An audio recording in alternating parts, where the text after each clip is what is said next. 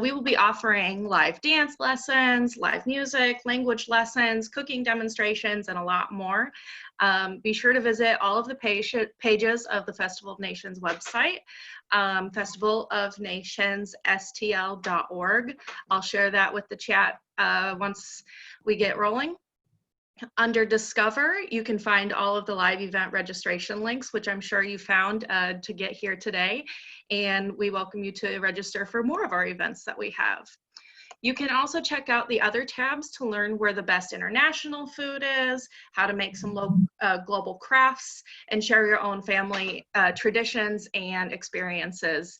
And you can read about other people's as well. Make sure you sign up for our e-newsletters for a chance to win one of 4 international restaurant gift cards. We have, I believe, Brasilia restaurant. We have Mescarim, Ethiopian food. I can't remember the other 2 off the top of my head, but they're all delicious, and you definitely want one. So sign up for that e-newsletter.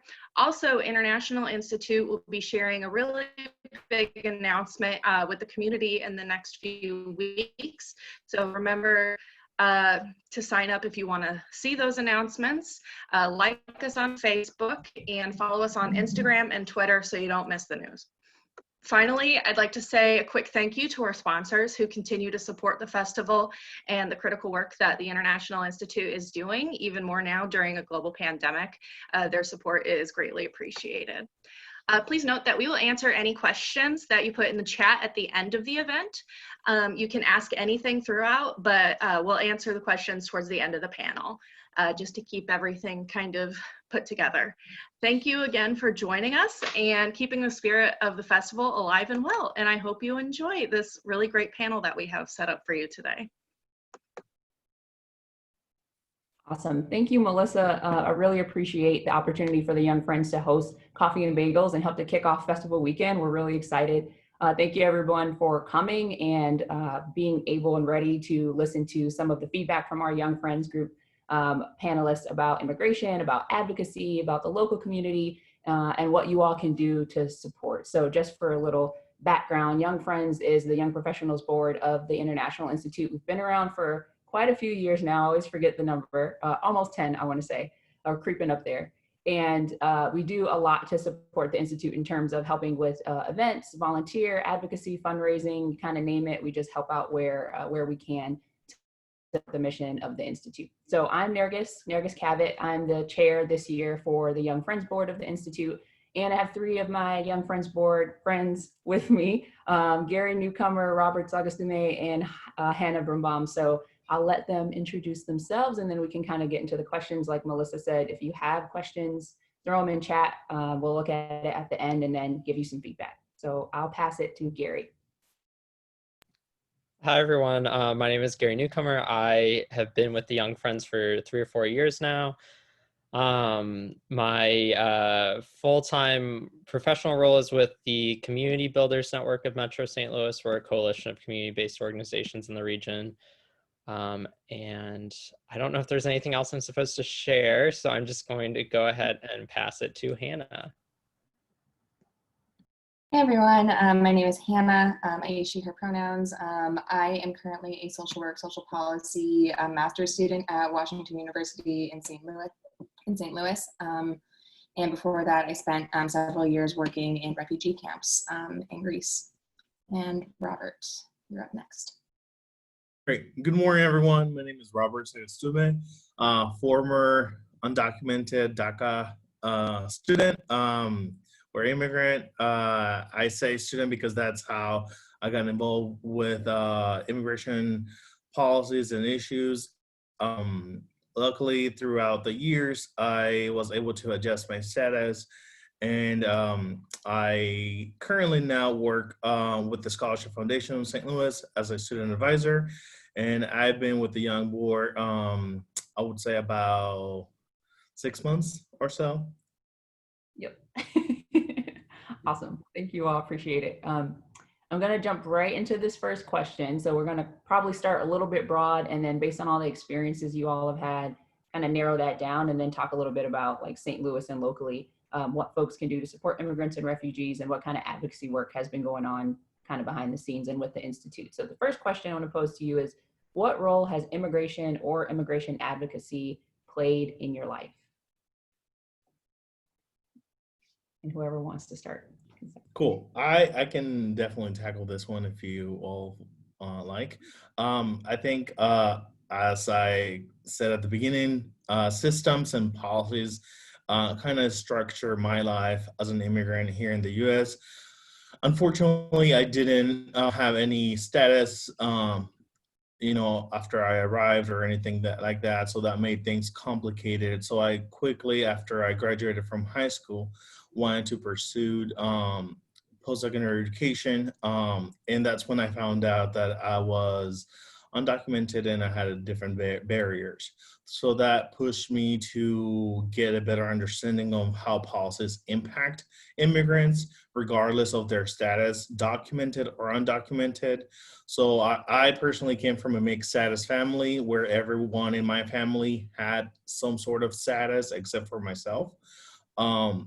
So that made me, be super active within my community. And I think one of the biggest lessons that I learned throughout those years was to work with immigrants, because often I hear that immigrants don't have voices or that we don't have a say. But as long as we open up this space for immigrants, we have a lot to say. And I think that's key, that we're creating a space for other immigrants to share our experiences. That way we can inform policies that would promote equity among our communities. And it will help, the entire population as a whole. Wonderful. Thanks, Robert. Does anyone else want to add, Anna, Gary, experiences?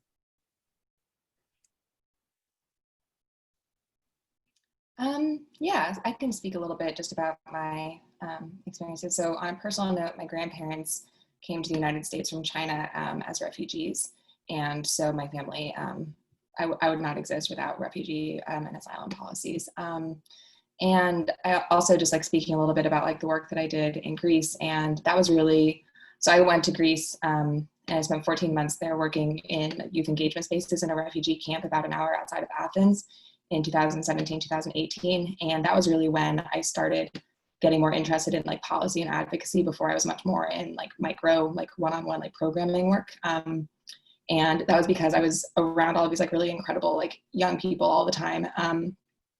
And kind of what Robert was saying, like how voiceless they were, it was really interesting to see, to be working with them and like working to like support them and kind of go off of whatever they were telling us that they were interested in doing, whatever they needed on a daily basis. And at the same time, you're like listening to like the news from like the United States and like back home and all of like the immigration policy, like bans and discussions that are going on around 2015 through 2018.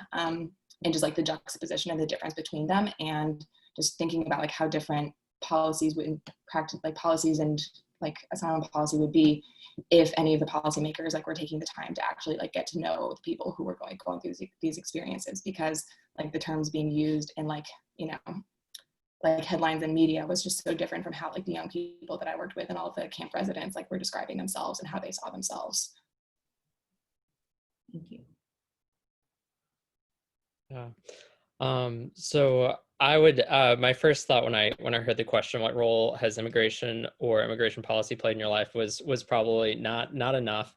I grew up in South City, so one of the reasons why I was interested in the Institute and immigration policy is largely because growing up in South City in the 90s, that is when a lot of folks were arriving from Bosnia, either as refugees or immigrants, and seeing the impact that had on the communities that I lived in and interacted with every day was something that definitely left a big impact on me, especially seeing how people reacted positively and negatively. And I didn't really have words to understand or express what was happening until I got a little bit older. So that's one way that immigration policy has impacted me. Awesome. Thanks, Gary. So I want to kind of talk a little bit more about this. So I know Robert and Hannah, you both mentioned escalating people or elevating people's voices. What have been ways that have been effective for you to be able to do that, or maybe ways that are ineffective?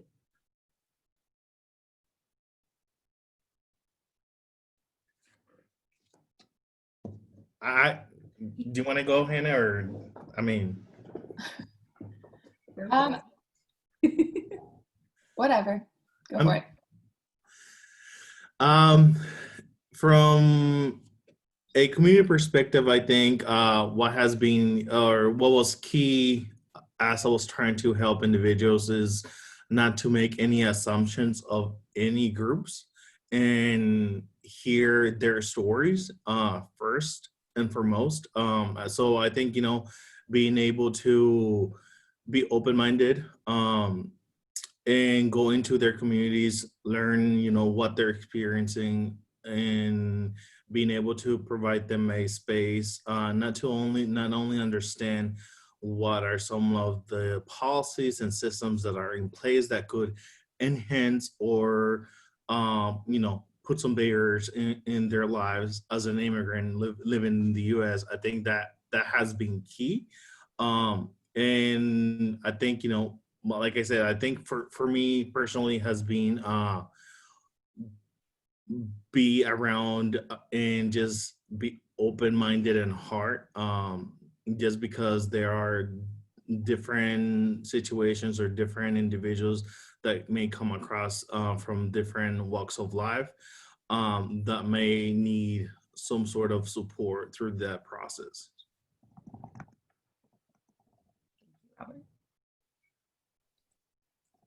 Yeah, just like seconding everything that Robert said. When I was, so after I left Greece, I actually started I co-founded a nonprofit organization with one of the people that I met working there. And we really wanted to basically do like exactly what Nergis was talking about, like elevate youth voices, like center youth stories, like how, like decenter like ourselves like in the conversation and really use like, the power and privilege that we have through like our citizenship and to like act as like a bridge or like act as like a, not as like taking over the story, but as like, how can we like then support these young people, bring up their stories and have those stories be heard by people in like policymaking positions, also people who are like constituents who are able to like lobby and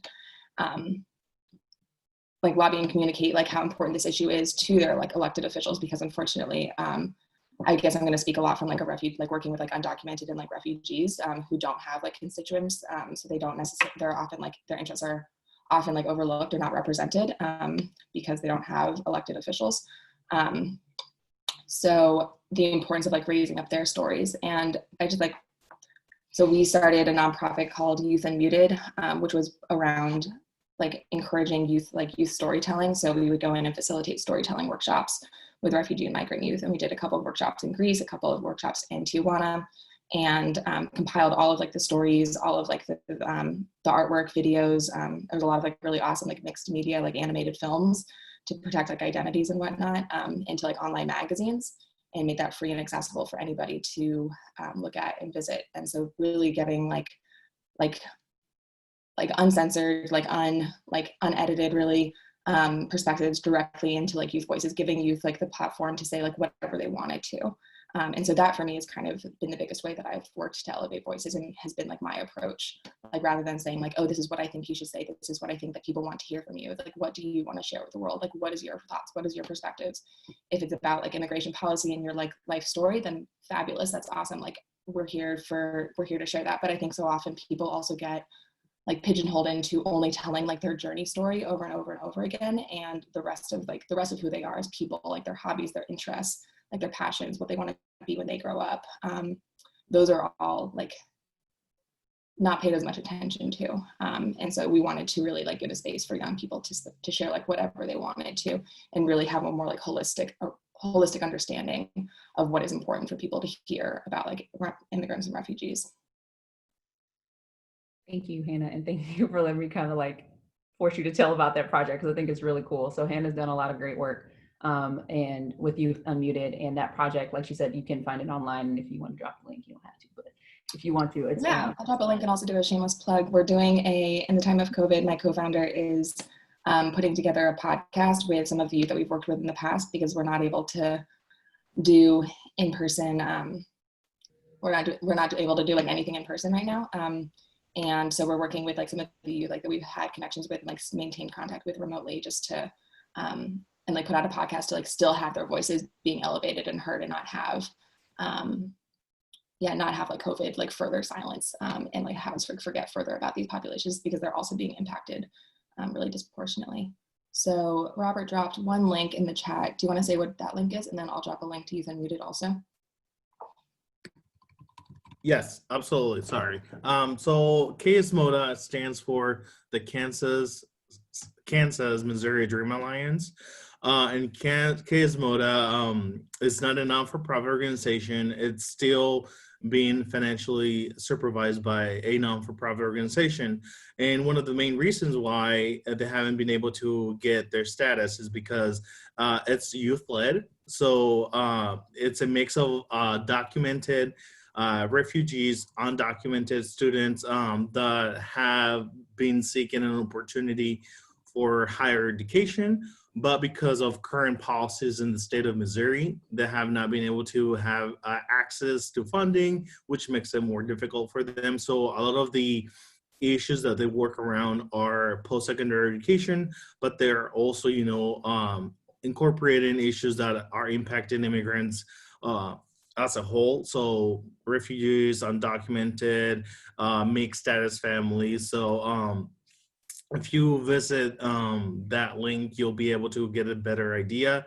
And I became the co-director of that organization back in 2014 till the 16th. So, I love them.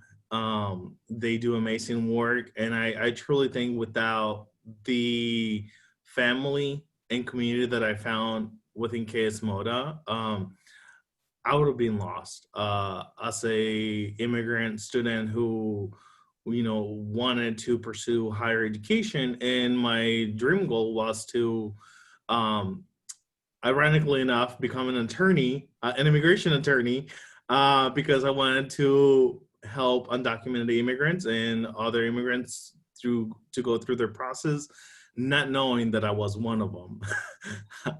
So, that shifted though, in a way, way, way better positive, I would say, path for me. Now I'm a social worker and I love what I do. I still, help individuals in a different aspect, but I think the core of wanting to help immigrant communities to, be better and just safe and being treated as human beings is at the core of what I do. So yeah, that's the KSMODA. Thanks, Robert. And I saw that Hannah dropped her link too. So encourage you all to visit both of those and learn a little bit more about both organizations. So one thing I want to talk a little bit more about now is we talked about it a little in the beginning, policy reform. So the International Institute has done a lot in terms of sharing the importance of policy reform, the positive impact of refugees and immigrants in St. Louis on our communities as new St. Louisans. What has been one of the most memorable learning moments that you've had from that information, either just from being around the Institute, maybe some of our young friends like kickoffs where I think Blake usually comes in and drops a lot of facts on us. What's kind of like been your aha moment about what the Institute does?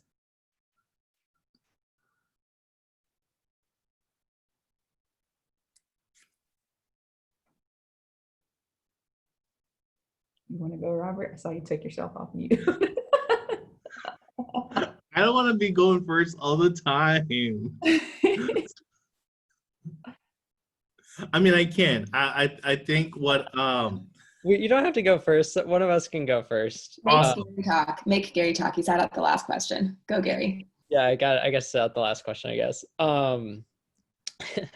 I think it's a process. I mean, there's a lot that I can only speak for myself, but I'm constantly learning new things that the Institute does and new things about advocacy and policies impacting refugees and immigrants all the time. So it's definitely something that I'm still grappling with and learning with. One thing that has struck me, I think, is the scope of just like the wide array of types of people that come through the Institute from a lot of different skill sets and backgrounds. And it's just a constant reminder that sometimes when we think about refugees, we think of them as like one monolith, if that makes sense. But it's really, I mean, everyone brings their own experiences to the table and their own skills and their own passions, and it goes so much further than kind of what Hannah was talking about, than just the journey story. So that's something that's stuck with me through the Institute. And then I think we're talking about this a little bit later, but also some of the economic development initiatives the Institute has done, and the impact that's had on our communities too, has been something that's been really great to learn about. Thanks, Gary. Thanks for going first. Hannah, Robert, anything else you want to add? Yeah, I guess so. When I first moved to St. Louis, I moved to St. Louis directly from Greece, and it was just like an incredibly like abrupt transition. And I was really looking for ways to stay connected to this work, and like was wondering, because I'm also from California and have like never been to Missouri before in my life. And so I was really not sure what I was going to find when I moved here. I think that like Missouri and St. Louis get a bad rep, especially from the coast. I'll admit that I definitely gave it a bad rep before that, before moving here. And so I was really like trying to figure out like, are there organizations doing this work? Like what type of work are they doing? Are they doing it in a good way, like that I want to be a part of? And I went to actually a coffee and bagels talk right when I first got here. That was like my first time visiting the Institute, first time like really getting involved. Heard Blake and also some awesome like panelists of other organizations in the area all speaking. I think it was about child detention at the US-Mexico border. And that was really kind of like a starting, like jumping off point for me getting involved in like work here in St. Louis and in Missouri. And then also it was like through that and other channels like led to me getting like joining the Young Friends and then being part of this panel here today, and also some of the other awesome like advocacy educational work that the Institute is doing. Thanks, Hannah. Robert, do you want to go last? Yeah, I can go. So I would say for me, the most shocking thing that has been, it's been like the rapid changes that have happened in the last few months or year when it comes to immigration and the policies that are being implemented. And it's, for me personally, a lot of the policies that have been implemented, like, you know, the ban on traveling certain countries, or the efforts to get rid of deferred action for childhood arrival, or penalizing families who are in need of support of SNAP benefits or any other benefits that are available, you know, to help those who are within low-income families. It's heartbreaking. It's telling me like the narrative, it's, you know, it's telling me that the policy narrative are telling me that I'm not welcome here, that, you know, I am less than. However, with that said, one of the things that I come to find, especially, you know, with the Institute and other organizations, is that there are individuals who are stepping up and saying, no, like their lives matter, our lives matter, and we are going to fight for, you know, what is right, and we're going to continue to fight for a humane treatment. And I think, you know, it is important to just remember that it's as, you know, it can be as easy as making a phone call to your state representative and advocating to some about some of these policies. Also, you know, just to plug in, definitely non-partisan, but definitely, you know, take an opportunity to vote when elections are coming, locally and nationally. So I think, you know, that has been the most impactful thing or shocking thing that I've seen, like the rapid changes, but also the love and the sense of like togetherness that comes within communities, kind of like, you know, balances that hate or, you know, fear that some individuals may have towards immigrants. Wonderful. Thanks, Robert. I just want to add, you know, for me and thinking about a lot of where the Institute has come from and the education platform that it's had in the past. There's been a lot of information sharing, a lot of partnership with other organizations to best meet the needs. Like like Gary, you mentioned, we think of refugees sometimes as a monolith instead of saying, this is what you need, this is what you individually need, this is what culturally we may not be able to give to you. So let's find the right people who can support you in the right ways and put you in the right places. And so I think some of the partnerships that I've seen grow in the Institute over the last few years with similar organizations that might be a little bit more specific to a culture or ethnicity has been really enlightening for me, because I wanted to, see that. I wanted to see that kind of like dismantling of we're not just focusing on this one thing of how many other immigration organizations around the country are. We're just kind of, shuffling people through. It's a really kind of like holistic, from the very beginning, before folks even get here, way into however long they stay within the area. It's kind of like a constantly meeting needs. Like, hi, Gracie. So thank you. We've talked about this a little bit, but I want to spend just a little bit of time on advocacy. So we talked about policy reform. We've talked about elevating voices, making sure that folks are being heard. But why is advocacy so important, either at the St. Louis levels, like for our communities, or at the state or national level? Why does that matter for the current state of immigration reform in the U.S.? It's a big question to unpack.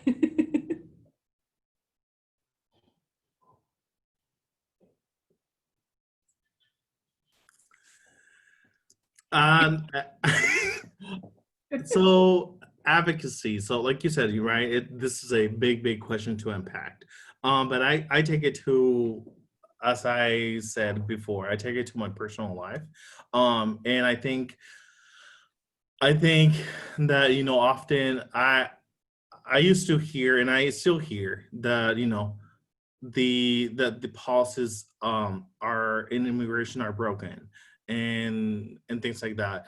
I personally, and this is my opinion, I personally don't think they're broken. The policies and systems that are in place are effective, and that's how they have been in place for a specific purpose, and that is to keep a certain group away from being able to access some of the fundamental things that they need to survive and exist. So I think, updating through advocacy, we can update some of these policies so they can be more equitable. Something that I can give you a real life example. So recently I was exposed to COVID-19, and a lot of and my partner is a U.S. citizen. But because I was not, we were still in that mixed status family. Some of the services that were available, were denied and things like that. So I think the platform of advocacy allows us to not only be at the forefront in different ways, right? So like me personally, I did not fear or care about going out and protesting or going out and seeing state representatives. I know that that's not the case for everybody, and I completely respect that. And I appreciate that. So there are other ways that individuals could potentially use their, time and space, and that is by maybe writing a letter or making a phone call, or like Hannah said, sure, like sharing your story, but going beyond of like how this is what like the barriers, but like I'm a human, like my aspirations are this and this, and this is how like my aspirations may contribute to a better society. So I think without advocacy, I truly don't think I would be in the United States right now, because through advocacy I found a community that protected me and held me together when times were difficult, and making sure that I used spaces and platforms to not only help individuals understand. And there are some people that say, well, you can't use individuals to have an understanding of what some of these issues are. And I personally don't see some of those stories like that. I think if we don't have this, if we're not given the space to talk about some of these issues, and it should not be at the cost of, you know, the individual's personal experiences or like reinforcing trauma or anything like that. But if we're given the space to talk and share what we feel comfortable with, we should have those spaces, and that can like enhance some of the elements that go into like policy, which is, you know, checking in with your state representatives, making sure that you're looking at what local constituents are, you know, wanting to do within like neighborhood communities and things like that to create a more welcoming space for immigrants. Awesome. Thanks, Robert. Hannah, Gary, anything else you want to add? Or move on? Yeah, I can speak. I think another point that I want to make, I think that Robert brought up some really great points, and especially about how like the systems of immigration, like they're working for what they were supposed to be doing, and they're also like they're marginalizing and taking away like human rights from people. And so allyship and support undocumented and because the policies like strip those people of their rights, and so policy change is not going to happen. Like their lives are not going to be made better unless other people are also building coalitions, like supporting them, going like if people are not feeling comfortable like speaking out or like want to speak out like anonymously because of their undocumented status, then that shouldn't be a reason why they can't still like express themselves. Like they should have like people who are like supporting them and like trying to bring those stories like acting like as a bridge like to like constituents and to policymakers. So I think that this is not just something that like falls on the shoulders of like the immigrant and like refugee undocumented community. Like this is all of our issues, and we all have like a role to play.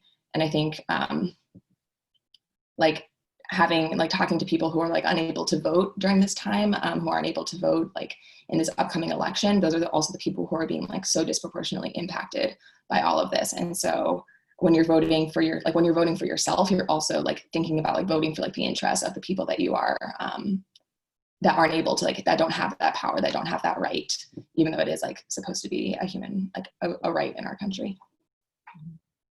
Thank you, Hannah. Thank you, Robert, too, for sharing those really important points. And I think, you know, specifically thinking about from advocacy is you sharing your voice for people who can't, for whatever reason, policy limitations and rights that are withheld, share there. So, and Gary, I know you might want to add something. Yeah, I was just going to add as a reminder that policy advocacy and policy isn't just political advocacy and policy. It's also all the systems that we interact with on a day-to-day basis. And so, of course, policy at like the state level and city level and county level and all that is critically important. And just a reminder that like the churches that we go to, the schools that we go to, the businesses that we shop at, the places we work, all these places also have policies, whether or not they're maybe out there in the open or not. They're all things that are impacting the lives of everyone around us. So just a kind of reminder to people that advocacy is always going to be kind of getting raising up voices, getting the word out, voting, all those things. And it's also bringing those questions to the systems that you interact with every day. So that's just the only thing that I would add. Thank you, Gary. And I think that takes us nicely to our next question. So talking about systems, talking about where policies even within organizations exist. I know you all work in kind of, well, similar places, but potentially different. So with youth as social workers, with housing and finding equitable housing for folks, what ways or in where do you think the greatest need is for some of this continued policy advocacy? So is it like education, mental health? Where do we see the greatest need, or where do you have where have you seen yourself fit into that?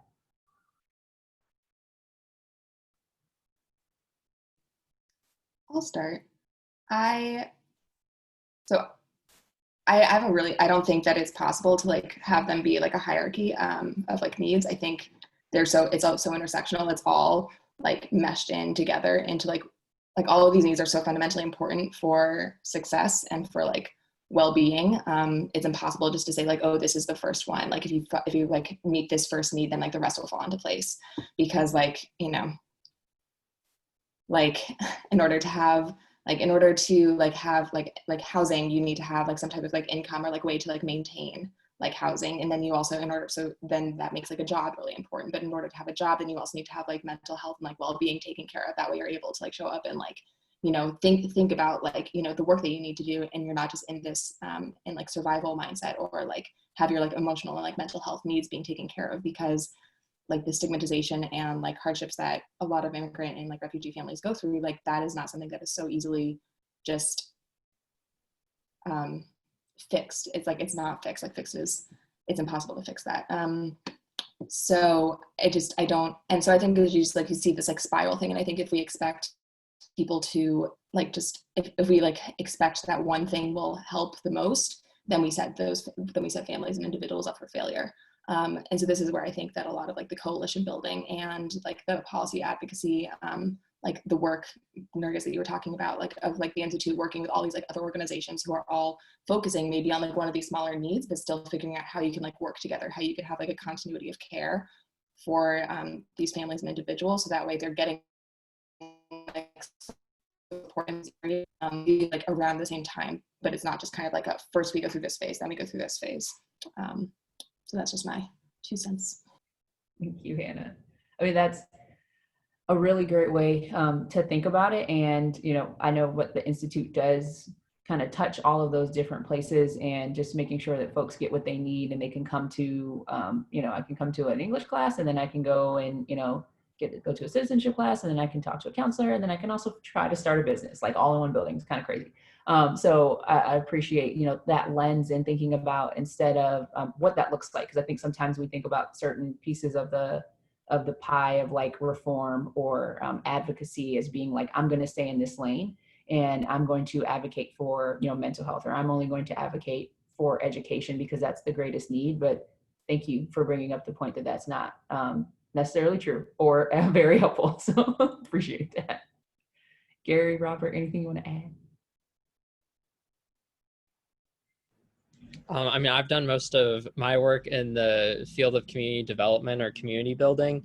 So that's where I have the most expertise. I think Hannah was spot on in kind of 2 parts to what she had said, which was the intersectionality piece. All these things are interrelated, and they all connect. And because of that, as Hannah already mentioned, it's really hard to kind of pull out those top needs, because they're all so they're so interconnected, as she mentioned.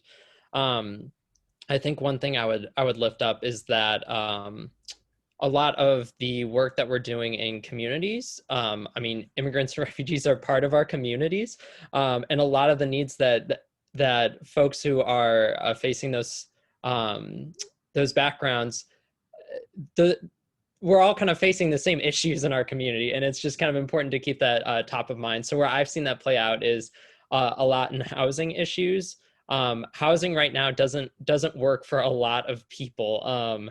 And that's something that's been really interesting to see how different organizations and coalitions have come together to try and address housing from the perspective of immigrants and refugees, but also the folks that have lived here for a long time. So it's just a reminder that all this stuff, it connects, and it's not like immigrants and refugees are on one side over here that we need to advocate for, and then we have another issue over here that we need to advocate for. It's all connected, and we need to keep that in mind. Thank you, Gary. I appreciate that. Robert, anything you want to add before I move into the last question? Just a quick thing. I think, you know, to completely agree with what Hannah and Gary have said. I would all, you know, just point out that as you're engaging in this work to do self-care, because there was a point in my life where since this was impacting me in all ways of like education, housing, healthcare, like all of that, right? I was trying so much to like make sure I was everywhere, but that can also be burnt out. So just thinking about you know, how you want to like focus your energy as well. And I think, you know, one way to make sure that you're providing the support and the quality of the support that you are wanting to give is to make sure you get connected to like a coalition, like, you know, Hannah said. I think that is a great way to like engage with individuals, because this work is not going to stop. It just continues to evolve.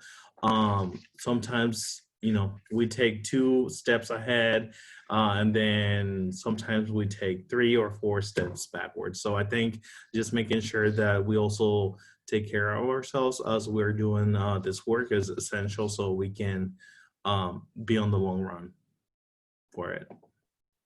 Thanks, Robert. Thanks for bringing that up. That's important. And I think we sometimes go like head down, focus, run, run, run. So thank you for bringing that point up so everyone can kind of recenter themselves and find that self-care. I know we have about 14 minutes left, so I have one question for you, and then we can leave time at the end for any questions that folks who are tuned in have. But what's one thing that, you know, after listening to everything that you all have shared, your experiences, the work that you do within your spaces, across your spaces, if someone wanted to get more involved tomorrow, what's one like easy thing that they can just quickly do tomorrow? Or what's one first step to get more involved in advocacy work and immigration reform? With that question.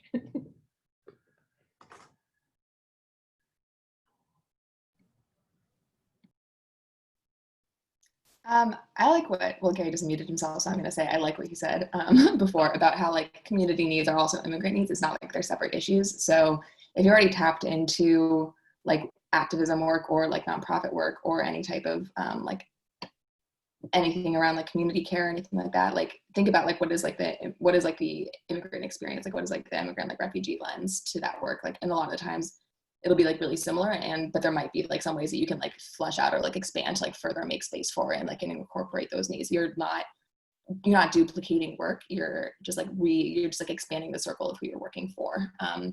So I think that is like one way if you're involved in that. I think there's like so many smaller ways. Like I think right now we're seeing a time of like COVID of like local businesses really being hurt. A lot of I know the Institute works a lot with like local refugee immigrant families. I think like refugee immigrants make like there's like some statistic, I think Mosaic Project probably has this, and maybe someone who works at the Institute can jump in and say this, but I think like the entrepreneurs, like new businesses in the St. Louis region is like predominantly like from like immigrant families. And so I think that they're probably also being impacted a lot by COVID and kind of downturn in like small businesses. So supporting restaurants, like going out to eat, like thinking intentionally about where you're eating, like where you're buying from. I think is like one really easy way, like something everyone can do like every day. So those are kind of like big action, small action. Thanks, Hannah. Gary or Robert, anything to add? I can only speak on behalf of myself, but I know that it can be very easy as someone who grew up in St. Louis in a very white community, and also in a community that was mostly made up of folks who were born in the U.S. and U.S. citizens. It can be really easy to isolate yourself from the issues and avoid applying that lens that Hannah had mentioned. And I think that's one thing that especially white people in St. Louis need to spend more time on, is really being more reflective on the spaces that they inhabit or we inhabit, and really start to ask more questions. It can be really easy to think you operate in a welcoming space, and not to kind of ask the hard questions or challenge people that are around you that might be bringing up things that aren't correct. I don't know how else to say that, that are just wrong. And rather than I guess kind of being frustrated or